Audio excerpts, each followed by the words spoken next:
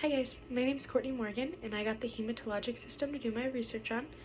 So let's start off with the structures of the hematological system, which I have right here on my board. So firstly, the structures include bone marrow, which is the soft spongy material that forms the inside of the center core of the bones. Next is the blood, which is a type of connective tissue that performs the three major functions, which include transportation, regulation, and protection. Blood transports oxygen, nutrients, hormones, and waste products around the body.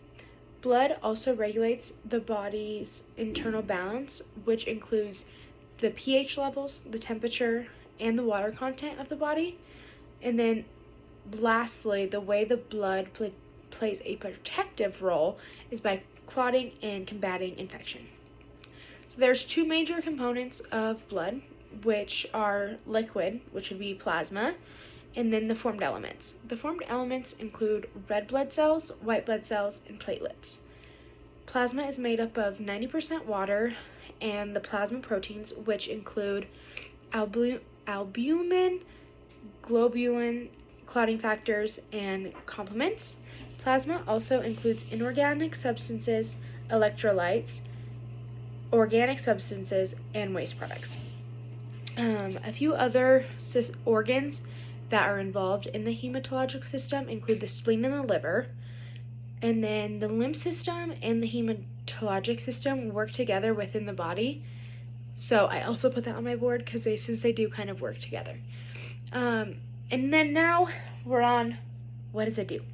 So the hematologic system transports oxygen, nutrients, hormones, and waste products around the body. The blood is made up of plasma, thrombocytes, leukocytes, and erythrocytes. Now you might be wondering what these are. So we'll go over that. So plasma we already kind of talked about, so we'll kind of skip that one for right now.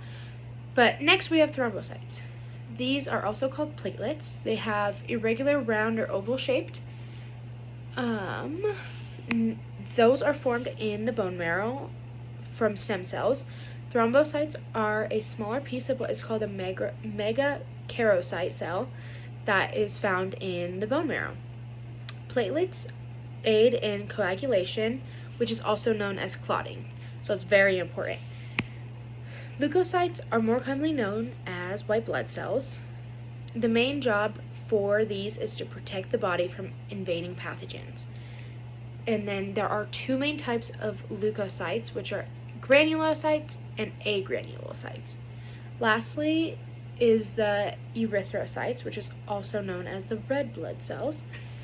And the job for the red blood cells is to transport oxygen and carbon dioxide through the body to all the organs and everywhere it needs to go.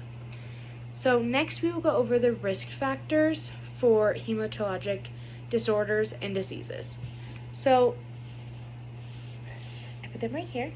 And these include genetics, age, environmental and chemical exposure, and then lastly, certain medical conditions and or the treatments for those can cause hematologic system disorders. And then for the lifespan changes, there are very few changes that happen during your life for this particular system, but decreased blood volume can occur with this. And then the three common disorders that I chose to go over are leukemia, anemia, and von Willebrand's disease. So the first one I'm going to go over is anemia, which is a common blood disorder. This occurs when the blood does not have enough healthy blood cells or enough hemoglobin, which carries oxygen through the rest of the body. And then the signs and symptoms for this includes weakness, fatigue, pale skin, arrhythmias, shortness of breath, dizziness, lightheadedness, cold hands and feet, headache, and then also chest pain. The diagnostics for anemia would include a physical exam and a complete blood count, or also known as a CBC. The next one is leukemia. So leukemia is a cancer of the blood-forming tissues such as the bone marrow and the lymphatic system. The exact cause for leukemia is unknown, but it is believed to be a combination of genetics and environmental factors. The diagnostics include a physical exam, a CBC, and a bone marrow biopsy. Treatment for this depend on the type.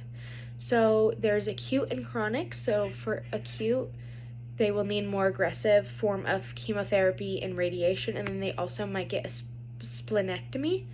And then chronic leukemia is usually treated when the patient's symptoms start to worsen. They will receive chemotherapy and radiation.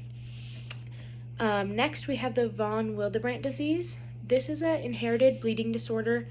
In the United States, this affects males and females, and this is caused by the blood not having the von Willebrand factor, which is the protein that helps clot the blood. So that's pretty important. Next is what is important as a medical assistant to know. So it is important for medical assistants to be able to get a thorough list of all the symptoms that the patient's having, even if that means that we have to dig a little bit deeper. This will help us and help the provider to be able to diagnose and treat our patient. It is also important to know if the patient is aware of any hematological disorders to be able to ensure that we can properly treat them. Lastly, it is important to get a thorough family history from the patient because some of these diseases and disorders are genetic, and it will be helpful to rule out if we have a little bit more of the history. So those are what is important for the medical assistant to know, and I think it's just important for us as medical assistants to be very familiar with different signs and symptoms for different diseases because it'll help us in the long run. So I think that's very helpful. And then lastly, I have my references right here, which is the KINS Medical Assisting Fundamentals book. Thank you for watching, and I hope this helped you learn something new about the hematological system.